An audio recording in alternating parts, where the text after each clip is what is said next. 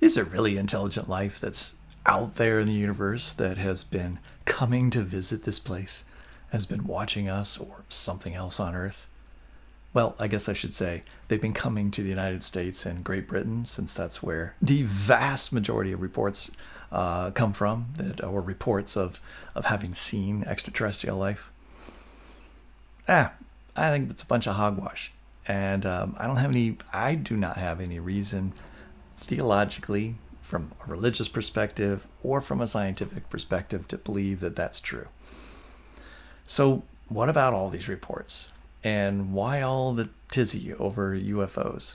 Why do we have congressional hearings to hear about how apparently our government is hiding this evidence of all these different visits that have occurred? And why is it only our country that's hiding that evidence?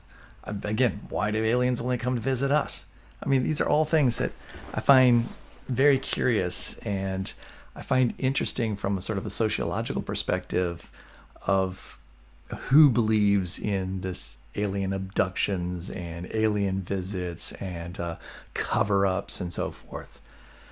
So yeah, I want to talk about some of this, and I have zero script here. I didn't write anything down in terms of what I want to talk about. That's why this is called Duff Unscripted, although my text is in script. But yes, so now apparently, like 2/3 of Americans believe that there's intelligent life out there, that there's aliens out there, and that not only are there aliens out there in the rest of the universe, but they've actually come to visit us because we're that special, apparently.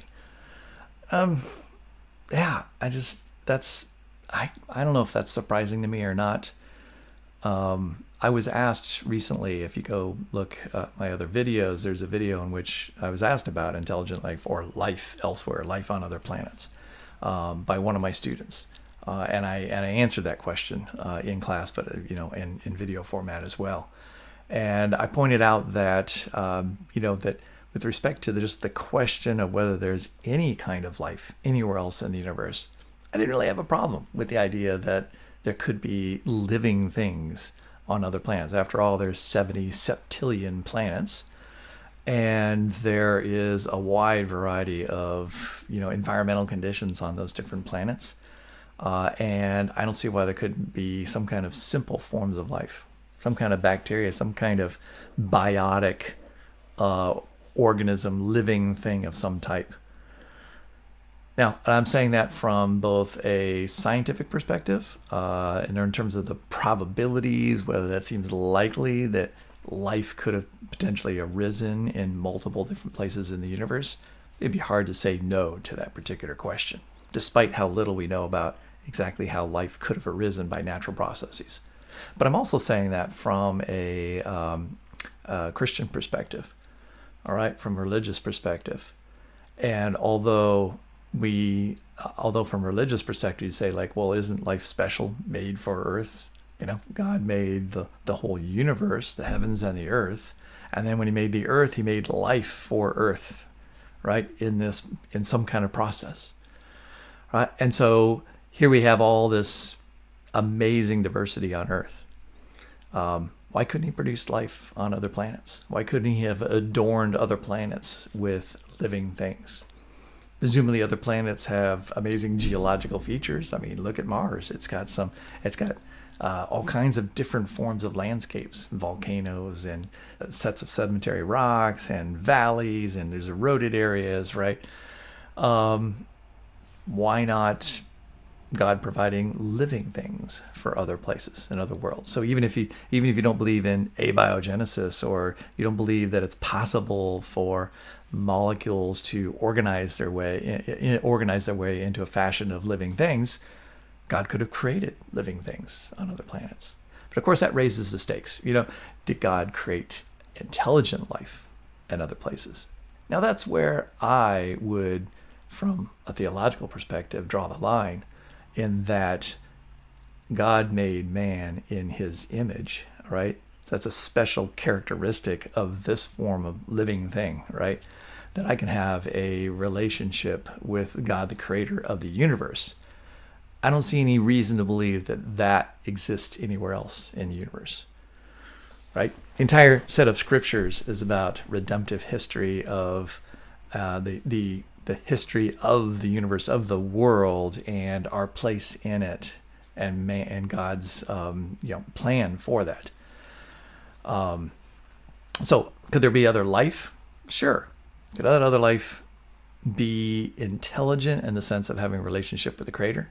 I don't think so. But I can't say no to that, absolutely, because we've only been provided God's Word, and God's Word is only His Word to us and our relationship with Him. I don't know. I couldn't say with any authority, all right, with any really strong conviction that that's impossible for there to be intelligent life out there. Now, that whole word intelligent, that probably deserves some defining, but let's not do that. I think you'll have some sense of what we're talking about in terms of intelligence. It's going to take some intelligence of some type, right, to devise means to travel among the stars, because we're pretty sure that there isn't any intelligent life that would be able to communicate with us here in our own solar system. And so life would have to come from outside our solar system, and then that's a whole long way away. And so the trip to get here is very, very long, which is another reason why it's just like, sure, okay, what if there's intelligent life on other planets that's capable of producing ships even that are able to escape their gravity? That's a really long trip, and to believe that they've devised interstellar travel, and for what purpose, really? And that interstellar travel, the laws of physics and so forth suggest that it's just not a reasonable expectation that anyone, including ourselves, are going to be able to accomplish that kind of task. And so I find it extraordinarily unlikely that other intelligent life is out there visiting us in ships, right? That we don't have enough intelligence to identify. And it's like, yeah, but lots of people have seen UFOs. All right. I know there's people who will swear on their grandmother's Bible that they were abducted or they saw a UFO. And I don't know why they always live on farms, but, they visit farms apparently. And it's like, I know there's a lot of reports. But as I said, the reports are highly skewed toward the United States. I mean, there is a figure out there, and I'm not doing a whole PowerPoint for this and all this, but I know there's a figure out there that shows a world map and shows the locations of where UFOs have been seen. It's like there's like this glowing blob over the United States, like everywhere over the United States. But interestingly, not so much in Canada, right? Hardly any sightings in Canada. Or as I said, these aliens are very specific, right? They're like, oh, look at that. They know where national boundaries are, apparently. And they come down and they visit the United States, and Great Britain, and a little bit in Europe, and a little bit on the western side of Australia. Interestingly, English speakers really apparently are much more attractive to aliens coming to visit them. So to me, this is something that's incredibly improbable, but nonetheless, there are so many people who believe it. And based on the distribution of where people say that they've seen UFOs, it seems pretty obvious that this is something that becomes a cultural phenomena, right? Where enough people believe it, and they've heard from friends that they have seen an alien, right? And that makes people more susceptible to viewing or thinking they've seen UFOs themselves and reporting them. So the reports pile up, and then that itself becomes sort of a self-fulfilling prophecy that makes people more aware and more sensitive to aliens, and therefore thinking they see them. This isn't going to be a long video. This is not going to be a long video. This is pretty much me just like making a statement to the world saying like, all right, I'm one of the few apparently that doesn't believe in aliens. I don't believe that intelligent life is visiting this earth. I'll put a little addendum on that. Yeah, I believe there's angels, right? I believe in God. But I don't believe that we would see God and angels as UFOs and the types of descriptions that are talked about that most people think of when they think of aliens or intelligent life visiting this Earth. Right. So I guess I kind of have to qualify that statement about no other intelligent life in the universe visiting us. But just one little twist on this particular story.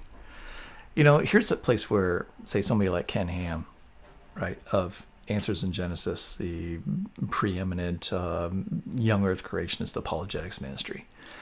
This is where Ken and Ham and I agree, right? He would say there aren't any other aliens in the universe. I mean, don't get fooled by, some Christians will point to like John 10:16, right? That there are other sheep and other pastures. And they'll read into that scripture that God has other sheep or other people in other places on other planets, right? Those are other pastures.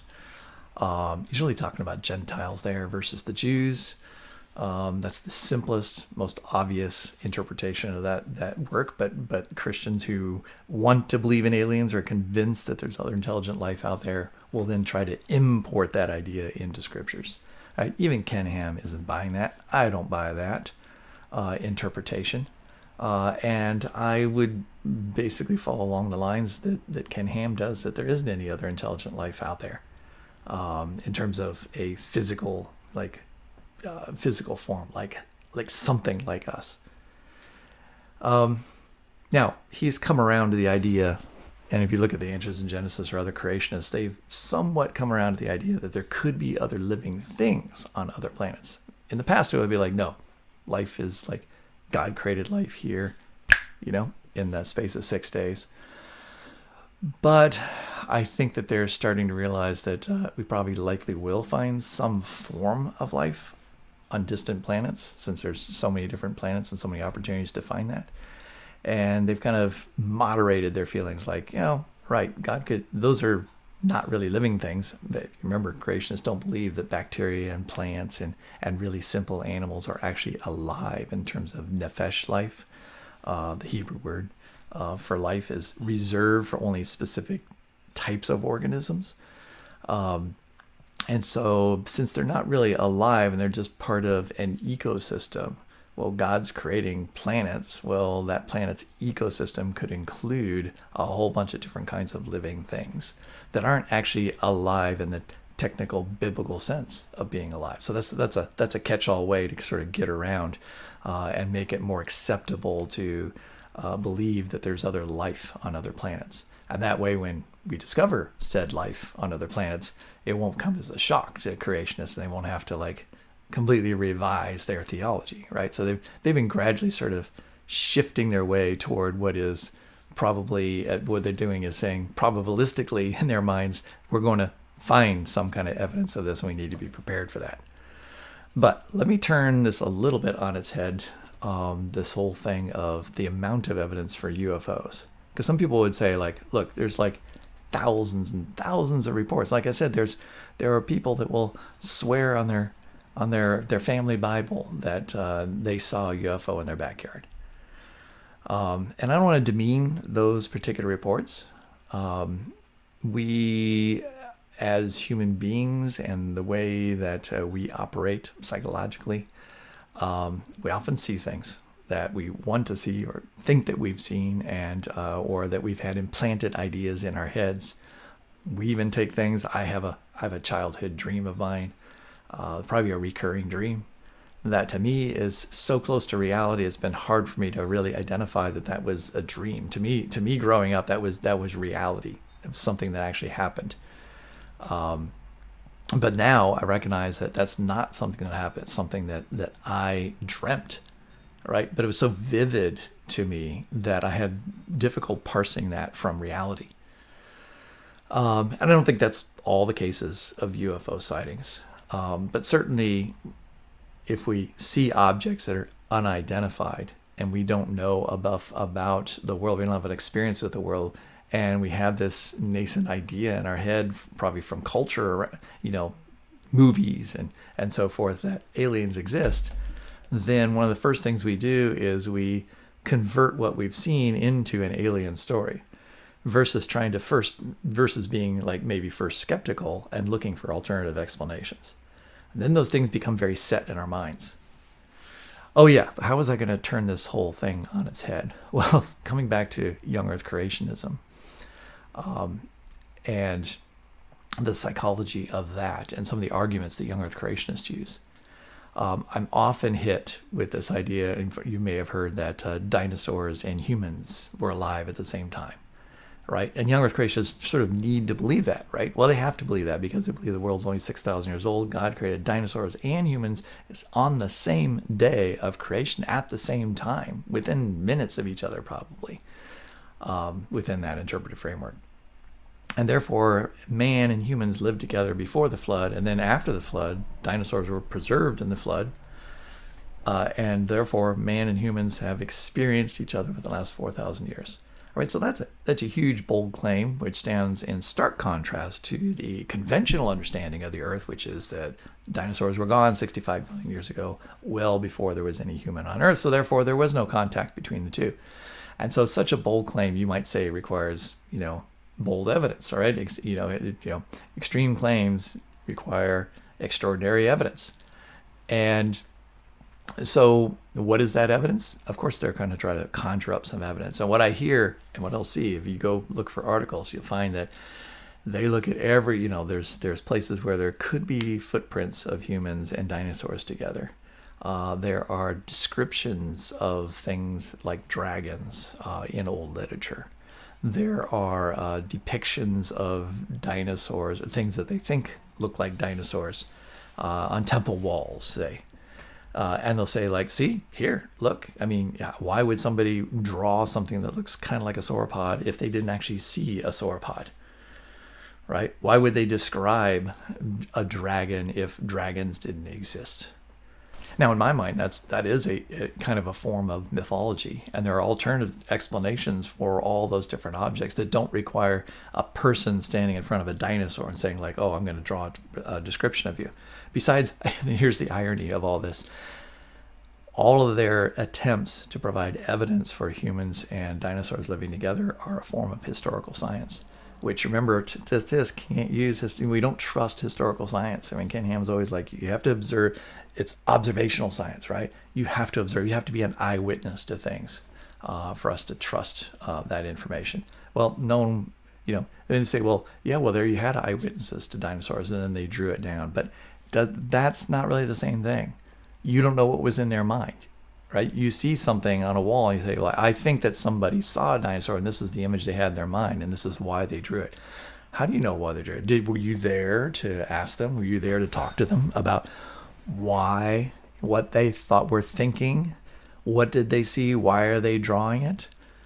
No, you're inferring from some scratched scribble on a wall that this was the thing that the person had in their mind. And the reason they had that in their mind is because they actually saw that object, right? And even if they had that in their mind, that doesn't mean they actually saw it, right? It could be a figment of their imagination, something that they got from maybe stories from others that were embellished, kind of like we have lots of stories today in mythologies in our society. Okay, so how does that relate to the alien thing? So, interestingly, what I've pointed out to some young Earth creationists who point to these evidences, right? Well, look, there's this thing over here, and there's this thing over here. There's like 5 or 6 different like obvious evidences that humans and dinosaurs lived together. And I would say, like, those are not all that clear. You have to use a little imagination, and there's obvious alternative explanations for all those different those examples. But let's grant that those really are depictions of dinosaurs, right? And that your evidence is strong. Then how then do you deny that UFOs and aliens visiting us don't exist? Like, how would you deny that? Because most of those individuals, most young Earth creationists, actually I should say most creationists of those who think about young Earth creationism, not the average follower of young Earth creationism, because most of them are really influenced by this alien stuff, not realizing it's inconsistent with their theology. of those young Earth creationists who would say like, no, there can't be intelligent life anywhere else. This whole thing of aliens is stupid. Christians shouldn't believe that and so forth. I would just point out that there are thousands of actual eyewitnesses, right? We could surely find people that you could talk to, right? And you could have a conversation with, and you could ask them, and they could say and they could describe what they saw, right? They could tell you about their abduction experience, and they could draw you out the picture of the spacecraft. They could tell you what happened in their backyard, right? Someone would tell you about their friend's experience, and you'd say, well, that's hearsay. Well, yeah, so is all your dinosaur human evidence. But many would have firsthand accounts. And what would you say about that? You would say, like, that's observational evidence, right? That's eyewitness reports. And eyewitness reports are so much more reliable than anything that you infer, right? Which is what is claimed by young Earth creationists about the Bible. All right, that's an eyewitness account of what happened, and so we should take that as the truth, right? And then we need to, have all the other evidence come into alignment with that particular truth, because God is the eyewitness telling us exactly what happened. And so I don't want to poo-poo that idea, because I'm a believer and believe that the scriptures are inspired, and that is truth. Now, we can argue about the interpretations of scripture, because sometimes what some people think is absolute truth being taught is really their interpretation or their inference, right, in scripture of what they think God is telling them they should believe. But going back to I said this was unscripted, so you can see I'm taking my little tangents, trying to get myself back around to this whole thing with dinosaurs. You see the conundrum here, right? I've got this very fragmentary evidence that humans and dinosaurs live together, but I'm going to use that to bludgeon you and tell you that you must believe that humans and dinosaurs live together because I have this evidence. But this evidence is all circumstantial, hearsay, inferences made from the present about the past. Right? And so, and I am absolutely insistent that this is solid evidence, and you should be a believer because of that. Right? And then you have this contrast of, I've got these thousands, all right, of eyewitness reports, but they're all bogus, right? I don't believe any of those. Now, I started out by saying I don't believe any of those either, all right? I believe that people truly do believe they've seen that. They're not lying. They're not just making it up. It's not for those individuals, it's not a conspiracy. They haven't joined a vast network of individuals who said, like, yeah, we're all going to tell these stories in order to fool everybody else. Now, the alien stuff ends up turning into all kinds of conspiracies, because in order to explain why we don't have solid, like, physical evidence, right? We have all these eyewitness reports, but why don't we have the physical evidence? Right? I think that's what some people are why they're wrapped up into the conspiracy stuff. They can say, like, well, we have all these eyewitness reports. That's really strong evidence, right? People are really passionate about, like, what they've seen, and they don't seem like they're lying. So therefore, it had to have happened. Well, but where's the physical evidence? Oh, well, it must be being hidden. All right, that's why the U.S. government is involved in this covered up, because they can't let us know there's aliens. I'm sorry, another tangent. Why? If this is going to be so dramatic, if this is going to be such a life-altering experience, if we find out there's actual evidence that aliens have been visiting us, and it's going to somehow upturn and upheave society, why does anyone think that that's going to be such a dramatic thing? Because everyone believes that, right? 2/3 of people believe it already. So if you provided the actual physical evidence, like, there it is, there's the spaceship, and we can show this is alien technology. Clearly no one on Earth came up with this. Do you really think that that's going to somehow cause shock and panic in society? If you already think that most people believe that anyway? So what's the point of hiding it? Right? What's the point of hiding it? I don't understand the conspiracy that for all these years, all this evidence has been hidden. And for some reason, there's no leaks. I mean, the government seems to be able to leak everything else. I mean, it doesn't seem to be like we don't seem to be very good at keeping secrets, and yet somehow we've kept this one because it's just, like, so important. I just don't see it as being like that important that it needs to be needs to be covered up. Why is it only the United States that's covering all this up? Why can't there are many other countries in this world. Why aren't they exposing, this truth? Once again, it kind of comes back to, why are the aliens only visiting the United States and Great Britain?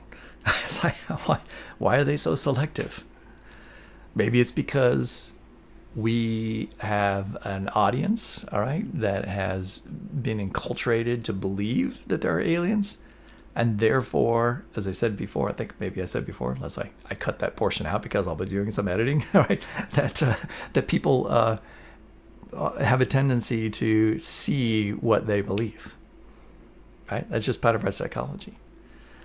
But part of the way we're wired. So anyway, I don't think I have a whole lot more to say about this. I just find this whole alien thing kind of ridiculous. I don't want to spend a lot of time on it. It's in my social media, and I don't understand why we need to have congressional hearings to talk about this. Why? I mean, of the many things that we waste our time, that our congressmen waste their time on, I don't think this is really the most important thing that we need to be dealing with. And my challenge to to creationists is this whole thing with, yes, there's these observations. You have to realize that observations aren't always, like eyewitness reports aren't always the best. Like any crime scene person will understand this, right? That people have trouble remembering specifics of crime scenes, right? And sometimes the circumstantial evidence is a lot stronger than the eyewitness reports. Right? We like to think that what we see and what we say as our report is so much more important, but we deceive ourselves quite easily. I've had the experience myself. I was involved in an armed robbery of a bank when I was a teenager, and I was in the bank, and this guy just comes up to the teller right next to me, like 3 feet away from me, and pulls out a gun and asks for all the money. It was totally cliche. It's like right out of a movie. I mean, it's like this person had watched too many movies of bank robberies, and he was doing it according to the script. And so I'm there, and I turn and I look right at this person, right? And I watched the entire scene play out. I'm kind of frozen. They're talking to the teller, and the teller is giving them money, and she's kind of like telling me to move to the side because the bank robber didn't actually say anything to me. It didn't. I mean, just like sure, I'm standing right next to you, but I'm not. He's totally focused on the teller, and I'm staring right at him, although mostly at his gun. And I do remember details about the actual gun itself, but I do not have a picture in my mind of that particular individual to this day. And I didn't have a picture in my mind a day after this occurred, because I went to a sketch artist, right? I did, because he got away, and I was a witness, and I did the whole sketch artist thing where they were going to try to draw what this person looked like. I didn't know whether they wore pants or shorts. I didn't know whether they had long sleeves on. I didn't know. I couldn't even remember if he had a mask on. I knew I had experienced an event. I was an eyewitness, but my testimony was worth diddly squat. I was completely useless to them. The bank robber wasn't very intelligent, got caught like a few days later in some bizarre way. But point being, that's like, we witness things and we have terrible memories, and we replace those fake, we replace the actual memory with things that we think were probably true. And I know that I constructed an image of what this person looked like because I kept trying to remember, right? I knew that I had seen a bank robber, and then I'm sure I just filled in the bank robber imagery because it was so Hollywood-like, the incident. I'm sure I just filled it in. I filled in my mental image of what this person was like and looked like with a Hollywood image. Right? Despite my own eyes staring at this person, it wasn't just like a little glance, right? I'm like, there you are, and I'm just like looking at you, and it's 30 seconds of me just undivided attention looking at this incident. And yet I just couldn't remember any details at all about the situation. But I think some people would be convinced. I was embarrassed by the whole thing, totally embarrassed. I think some people see things, and then their minds quickly replace the actual image with something else, right? And that becomes reality to them, and they're completely convinced that that's what they've seen. The mind plays a lot of games and a lot of tricks with us. All right, let's cut it off there because, and I don't know how to cut it off because this is unscripted. I don't have a scripted ending, but that's my word for the day. Joel Duff does not believe that aliens are amongst us, right? That alien life, alien physical beings from other planets have flown all the way here to somehow observe us or hang out around us, but are really insistent on keeping their existence secret for some unknown purpose, which you can either think is nefarious, although they've been doing it for hundreds of years, although really it's only picked up since the early 1900s. But let's say for the last 100 years. Either they have extraordinarily long lifespans, and so they have this long plan, the long game, and they're waiting for something else to play out. Or maybe the more parsimonious explanation is they don't really exist. I'm going with the simplest explanation, which is, doesn't really make sense. I'm not convinced. That's it. Talk to you later. Bye-bye.